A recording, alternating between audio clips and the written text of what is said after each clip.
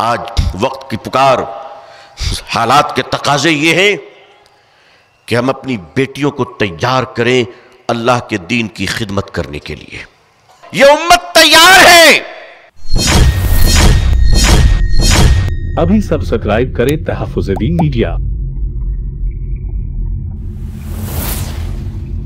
یہ امت تیار ہے، اور اللہ تعالیٰ نے صاف فرمایا کہ اگر تم نہیں مانو گے تو اللہ تمہیں ہٹا کر دوسری امت کو ریپلیس کرے گا۔ یعنی آن ڈیوٹی آفیسر اگر اپنی ڈیوٹی میں کوتاہی برتے گا تو اللہ اس امت کو سسپینڈ کر کر نئے امت کو اپائنٹ کریں گے۔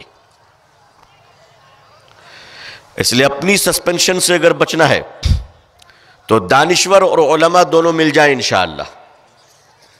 ڈاکٹر صاحب، مولانا صاحب، انجینئر صاحب، مفتی صاحب، پروفیسر صاحب، مؤذن صاحب، آپس میں بیٹھیے، تال میل کیجئے اور آپس میں بیٹھ کر یہ طے کیجئے کہ ہمیں اس ملک کے اندر کس طرح سے امن و سلامتی کے پیغام کو ایک ایک بھائی تک پہنچانا ہے، ایک ایک بہن کو پہنچانا ہے۔ اس کے لیے آپ کو اپنے گھروں کی عورتوں کو تیار کرنا پڑے گا، اس کے لیے آپ کو اپنی بیٹیوں کو تیار کرنا پڑے گا۔